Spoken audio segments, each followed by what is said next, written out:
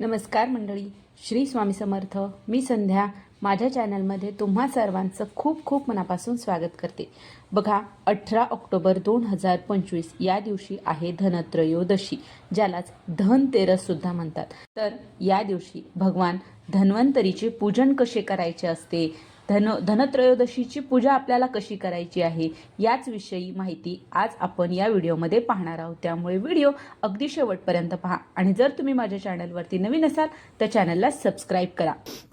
बऱ्याच जणांना बघा असं वाटतं की धनत्रयोदशीची पूजा ही फक्त डॉक्टर किंवा वैद्यकीय क्षेत्रामध्ये जे आहेत त्यांनीच ही पूजा करायची असते, पण असं काही नाही. आपण आपल्या घरामध्ये सुख समृद्धी टिकून राहावी, घर धनधान्याने भरलेलं राहावं, आपल्या घरामध्ये माता लक्ष्मी स्थिर राहावी, घरातील सर्वांना चांगलं आयु आरोग्य लाभावं, यासाठी आपल्याला धनत्रयोदशीची पूजा करायची असते. आता बघा, ही पूजा आपण कशी करायची तर बघा, ही पूजा धनत्रयोदशीची पूजा ही सायंकाळी म्हणजे प्रदोष काळामध्ये आपल्याला करायची असते. तर सर्वात अगोदर आपल्याला काय करायचं आहे, ही पूजा करत असताना आपल्याला आता ही पूजा तुम्ही तुमच्या देवघराच्या समोर सुद्धा करू शकता, पाट मांडून, किंवा बाजूलाही करू शकता. तर आपल्याला काय करायचं आहे, पाट किंवा चौरंग टाकायचा आहे, त्याच्यावर कपडा टाकायचा.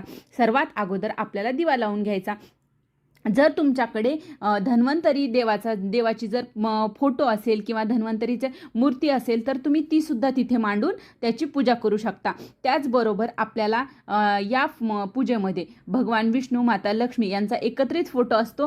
गणपती, लक्ष्मी, गणपती आणि सरस्वती असा एक फोटो असतो, तो सुद्धा जरी असेल तरीही चालेल, किंवा असा फक्त लक्ष्मीचा फोटो जरी असेल तरीही चालेल. आणि याचबरोबर आपल्याला गणेशाची पूजा करायची असते. तर या दिवशी मुख्य म्हणजे आपल्याला धन्वंतरी देवाची पूजा करायची असते. तर धन्वंतरी ही आरोग्याची देवता मानली जाते. बघा, ज्यावेळेस सागर मंथन झालं होतं त्यावेळेस 14 रत्न बाहेर पडली होती. त्यात चंद्राचा थोरला भाऊ म्हणून धन्वंतरी हे 5वे रत्न बाहेर पडले होते. श्यामवर्ण, माथ्यावर मुकुट, डाव्या हातात कुंभ आणि उजव्या हातात उभयंकर म्हणून आश्वासने देत असलेली धन्वंतरीची मूर्ती, ज्यांच्यापासून आयुर्वेदाचा विकास पावला म्हणून त्यांना आदिदेव, अमृत योनी आणि सुधापाणी अशा नावांनीही त्यांना ओळखले जाते. त्यांच्यामुळे अनेक औषधांचा विकास झाला, अनेक वनस्पतींचे औषधी तत्व देवांना समजले. त्याचबरोबर भगवान विष्णूंचा 24वा अवतार म्हणून सुद्धा धन्वंतरी देवांना ओळखले जाते.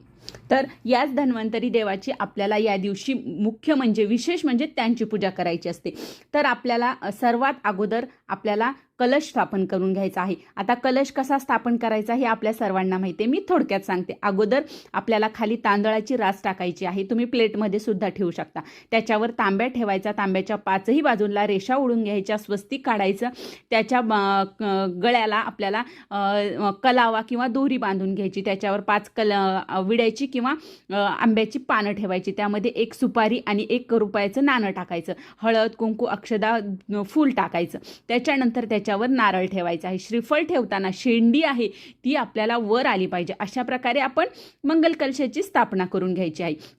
त्याच्यानंतर आपल्याला देवी, आपण जर धन्वंतरीचा फोटो असेल, लक्ष्मीचा फोटो असेल, त्यांची पूजा करून घ्यायची आहे. त्याच्यानंतर आपल्याला गणपती बाप्पाची पूजा करून घ्यायची आहे. गणपती बाप्पाला अगोदर पाण्याने, पंचामृताने स्नान घालून घ्यायचं. हे करत असताना ओम गंगणपतये नमः, ओम गंगणपतये नमः या मंत्राचा जप करायचा आहे. त्याच्यानंतर गणपती बाप्पाची आपल्याला प्राणप्रतिष्ठा करायची. तर तुम्ही गणपती बाप्पाला विड्याच्या पानावर तांदूळ टाकून तिथेही ठेवू शकता, किंवा चौरंग किंवा खाली सुद्धा नुसतं तांदूळ टाकून त्याच्यावर गणपती बाप्पा ठेवू शकता. आणि गणपती बाप्पाची पंचोपचारे आपल्याला पूजा करून घ्यायची आहे. हे झाल्याच्या नंतर आपल्याला या दिवशी आपल्याला 5 प्रकारचे कलश स्थापन करायचे आहेत. या कलशामध्ये बघा, आपल्याला आपल्या घरामध्ये असलेलं धान्य जे आहे, धान्य आपण ज्याला म्हणतो, सप्तधान्य असतात, 5 असतात. तुम्ही हे धान्याची आपल्याला पूजा करायची असते या दिवशी, धनत्रयोदशीच्या दिवशी धान्याची. तर आता जर तुम्ही असे बोळके म्हणतो आपण याला, जर बोळके मिळाले तर ते घेऊन येऊन त्याच्यामध्ये धान्य ठेवू शकता, किंवा तुम्ही वाट्यांमध्ये किंवा खाली सुद्धा हे टाकून याची धान्याची आपण पूजा करू शकतो. जसं तुमच्याकडे करत असतील तसं करा. बऱ्याच ठिकाणी ठिकाणी हे धान्यामध्ये, ह्या बोळक्यामध्ये धान्य टाकतात, काही ठिकाणी खाली टाकतात, काही ठिकाणी वाटीमध्ये पण हे धान्य टाकलं जातं आणि ह्या सप्तधान्यांची, 5 धान्यांची, 3 धान्यांची पूजा केली जाते. तर अशा प्रकारे आपल्याला धान्याची पूजा करायची आहे. आणि त्याचबरोबर आपल्या घरामध्ये असलेले औषधी जे पदार्थ आहेत त्यांची देखील आपल्याला पूजा करायची आहे. बऱ्याच वेळेला बघा, दवाखान्यात जाण्या अगोदर आपण आपल्या घरातील उपचार करत असतो. म्हणजे हळकुंड आपण उगाळून घालतो लहान मुलांना त्यांच्या कपाळावर, किंवा तुळशीचा पानाचा काढा देतो, आल्याचा काढा देतो. तर ह्या प्रकारचे जे उपचार असतात हे आपण अगोदर करत असतो आणि त्याचा गुणही आपल्याला बऱ्यापैकी येत असतो. तर असे जे पदार्थ आहेत आयुर्वेदिक पदार्थ, तर या आयुर्वेदिक पदार्थांचा आपल्याला या पूजेमध्ये आपल्याला समावेश करायचा आहे.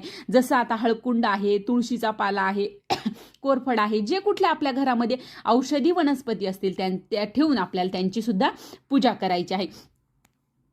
त्याचबरोबर आपल्याला सर्वात महत्त्वाचं म्हणजे या पूजेमध्ये आपल्याला नैवेद्य कुठला दाखवायचा आहे, तर नैवेद्यामध्ये आपल्याला धने आणि गुळ याचा नैवेद्य आपल्याला विशेष याचं महत्त्व आहे. तर धने आणि गुळाचा आपल्याला नैवेद्य दाखवायचा आहे आणि मंत्र म्हणायचा आहे. आणि त्याचबरोबर हा धन्वंतरीचा जो मंत्र आहे, जो आपल्या नित्यसेवेमध्ये दिलेला आहे, तो मंत्र आपल्याला म्हणायचा आहे. तो तुम्ही 11 वेळेस, 21, 51, 108 जसं आपल्याला शक्य होईल त्याप्रमाणे आपल्याला तिथे तो मंत्र म्हणायचा आहे. त्याचबरोबर विष्णू गायत्री मंत्र सुद्धा आपल्याला या दिवशी 1 माळ जपायची आहे. आणि बघा, त्याचबरोबर या पूजेमध्ये आपल्या घरामध्ये असलेले जे पैसे आहेत, सोनं आहे, जे काही धन आपण ज्याला म्हणतो, ते सुद्धा आपण या पूजेमध्ये मांडू शकता. म्हणून बघा, बऱ्याच ठिकाणी असं म्हटलं जातं की या सोनं आणि पैसे, धन याची पूजा लक्ष्मीपूजनाला केली जाते. या दिवशी फक्त आयुर्वेदिक जे औषधी जे वनस्पती आहेत त्यांची पूजा केली जाते, धान्याची, सप्तधान्यांची पूजा केली जाते असं म्हणतात. जसं तुमच्याकडे करत असतील तुम्ही तसं करा. आणि जर इच्छा असेल तर तुम्ही या दिवशी, धनत्रयोदशीच्या दिवशी सुद्धा तुम्ही सोन्याची, पैशाची पूजा करू शकता. त्याचबरोबर बघा, धनत्रयोदशी म्हणजे अश्विन महिन्यातील 13वी तिथी मानली जाते. म्हणून या तिथीला या दिवशी 13 संख्येला जास्त महत्त्व दिलेलं आहे. बऱ्याच ठिकाणी बघा, या दिवशी 13 दिवे लावले जातात, 13 पंत्या या दिवशी लावल्या जातात. काही ठिकाणी 13 कणकीची दिवे तयार करतात आणि त्याने आरती केली जाते. जसं आपल्याकडे करत असतील त्या प्रकारे तुम्ही करू शकता. पण आता दिवाळीचा सण असल्यामुळे कमीत कमी आपल्याला 5 तरी पंत्या या पूजेमध्ये लावायच्या आहेत. आणि त्याचबरोबर या दिवशी सर्वात महत्त्वाचं म्हणजे यमदीपदान केलं जातं. आपल्या घरामध्ये अकाल मृत्यू टळावी. त्याचबरोबर अकाल मृत्यू म्हणजे ॲक्सिडेंट वगैरे असे काही घटना आपल्या घरामध्ये होऊ नये, सर्वांना दीर्घ आयुष्य लाभावं यासाठी आपल्याला हे यमदीपदान केलं जातं. या प्रकारे आपल्याला धन्वंतरीची पूजा करायची आहे आणि धन्वंतरी देवाला मनापासून स्मरण करून आपल्याला त्यांना प्रार्थना करायची आहे की घरातील सर्वांना दीर्घ आयुष्य आणि उत्तम आरोग्य लाभू दे अशी प्रार्थना करायची आहे. आता ही झाली पूजा. त्याच्यानंतर आपल्याला दुसऱ्या दिवशी त्याची उत्तर पूजा म्हणजे विसर्जन. दुसऱ्या दिवशी सकाळी लवकर उठून शुचिर्भूत होऊन देवाला नमस्कार करायचा आणि आपलं जर काही चुकलं असेल तर देवाकडे क्षमा मागायची. आणि नंतर सर्वात अगोदर आपल्याला त्या सर्व पूजेवर अक्षदा टाकायच्या आणि नंतर कलश हलवायचा. कलशातील पाणी तुम्ही झाडाला टाकायचं आहे. बाकीचे पानं, फुलं वगैरे आहेत ते निर्माल्यात टाकायचे आहेत. जे सप्तधान्य आहेत ते धान्य आपण ज्याची पूजा केली आहे ते धान्य आपल्याला आपल्या घरातील धान्यामध्ये टाकायचं आहे. पैसे, सोनं वगैरे जे असेल ते जागच्या जागेवर ठेवायचं आहे आणि सर्व पूजा आपल्याला उचलून घ्यायची आहे. तर अशा प्रकारे आपल्याला दुसऱ्या दिवशी आपल्याला या पूजेचं विसर्जन करायचं आहे. तर अशा प्रकारे आपल्याला धनत्रयोदशीची पूजा करायची आहे. तर ही छोटीशी माहिती होती की धनत्रयोदशीची पूजा कशी करायची हे मला तुमच्यापर्यंत पोहोचवायचं होतं. तर कसा वाटला व्हिडिओ नक्की कमेंट करून सांगा. आणि जर हा व्हिडिओ आवडला असेल तर माझ्या व्हिडिओला लाईक करा, जास्तीत जास्त लोकांपर्यंत हा व्हिडिओ शेअर करा आणि माझ्या चॅनलला सबस्क्राईब करा. श्री स्वामी समर्थ.